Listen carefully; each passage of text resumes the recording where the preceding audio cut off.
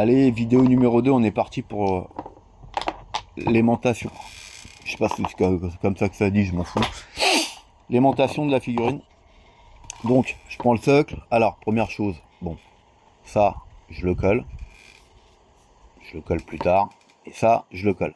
Comme je disais, sur du 1/10, c'est pas du 1/6. Sur 1/6, on aime bien quand tout est aimanté parce que votre statue, vous devez la démonter pour la transporter, etc. ou autre. Et donc, c'est cool d'avoir tout qui est aimanté. Et puis même, on a plus de possibilités parce qu'on peut faire des plus gros trous, des plus grandes encoches à aimant. Pour le 1/10, c'est beaucoup plus complexe. Donc du coup, je fais des encoches sur tous les endroits, mais tout n'est pas bon à aimanter parce que ça va tenir à peine, etc. Donc voilà.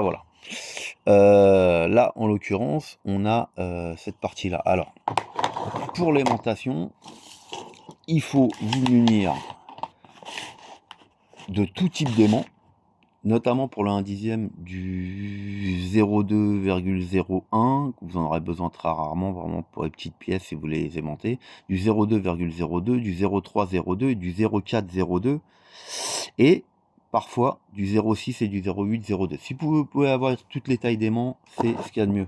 Toujours le scalpel pour rectifier les encoches, parce que des fois on peut les agrandir ou on peut les retravailler un peu pour mettre un aimant un peu plus grand. Donc oui, ça demande un peu d'huile de coude, de la colle à aimant, évidemment. Toujours le matériel de ponçage et la figurine. Et on va commencer. Ah oui, dernière chose, un cure-dent ou une petite baguette de bois fine pour tenir l'aimant, parce que vous allez voir, ça peut être complexe des fois. Alors, je reviens, j'ai pris une figurine simple. Il y a des figurines avec des jupes, des trucs comme ça, où il faut aimanter d'une certaine manière et tout. Là, on fait simple pour aller vite. Alors, principe de base, je vais déjà toujours vérifier mes encoches. Et je vais toujours aimanter en premier les encoches femelles. Pourquoi? Parce que des fois, vous avez de la profondeur. Bon, j'avais un tube de colle, j'avais un truc là qui me permettait d'être précis là, je le retrouve plus.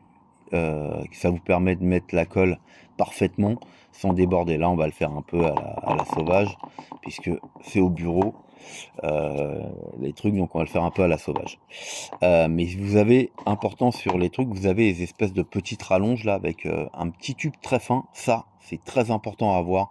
Ça vous permet d'être précis dans votre colle et de pas faire des pâtés. Parce que le problème, c'est que quand vous allez aimanter, si vous faites des pâtés, après, quand vous allez essayer, ça rentre plus. Donc il faut reponcer à nouveau et dégager la colle pour permettre aux deux parties de se toucher. Parce que sinon, c'est le bordel. Donc c'est pour ça que c'est hyper important d'avoir cette petite truc là que j'ai au bureau. Mais bon, on va faire sans aujourd'hui. Alors, je reviens. En premier, je balance l'aimant dans les parties femelles. Pourquoi? Parce que du coup, je me prends moins la tête. Parce que après, en fonction du sens qu'aura pris où j'aurai mis l'aimant, ça sera plus facile de mettre l'aimant sur le peg mâle. Si je fais l'inverse, je vais galérer. Donc là, je prends ma truc, je jette l'aimant à l'intérieur, je vérifie, vous voyez, l'encoche est plus grande. Donc ça veut dire que vous pouvez mettre du plus grand si vous voulez. Je les ai faites exprès, mais vous pouvez mettre du plus petit. Dès le moment où les pegs sont bons, si les aimants ne sont pas en face l'un d'autre, c'est pas grave. Parce que les pegs sont bons et font que ça tiendra quand même. Donc là, hop, je vérifie les tailles. Là, vous voyez, c'est trop gros. Ok, donc on va revenir sur le petit. Alors, j'ai plus de taille intermédiaire. Donc on va mettre celle-là, ça tiendra très bien. Vous voyez, là, vous voyez que j'ai fait la taille beaucoup plus grande. Hop, bon. Alors, on va y aller. Je mets de la colle. Tac. Ici.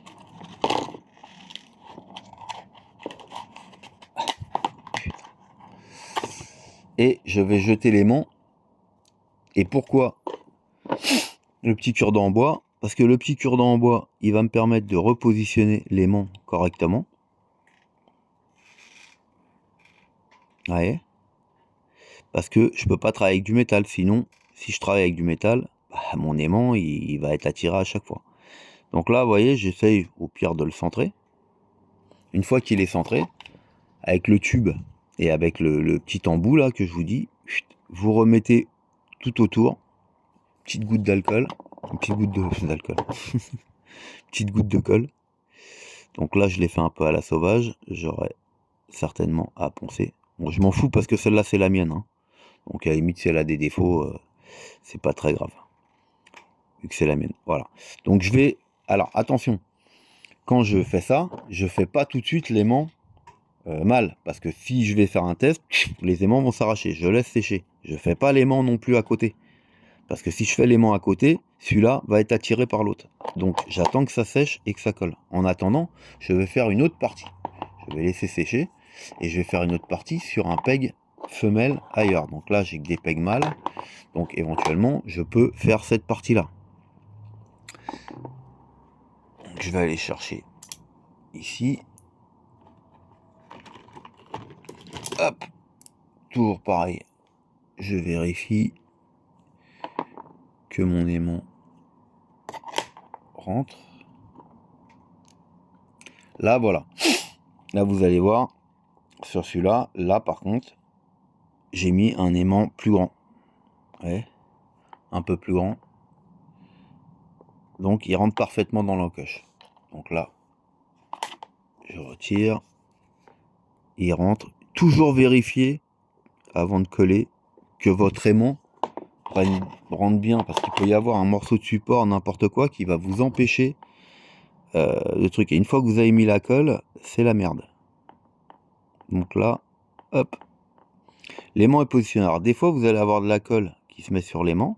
C'est pas grave, vous attendez que ça sèche et avec un bâton de bois ou un cure-dent, vous grattez, vous grattez, vous grattez, ça va enlever le surplus de colle au-dessus.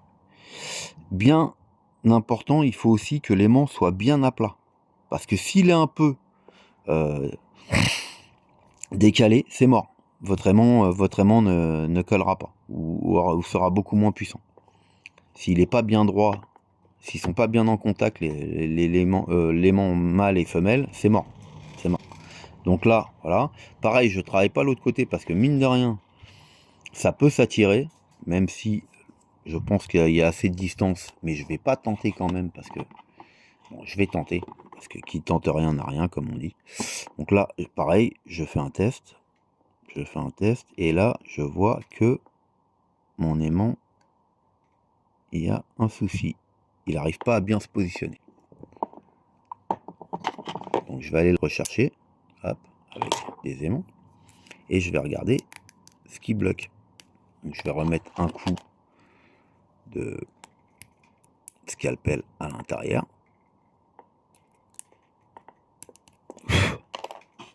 Et je recommence, je fais un autre test.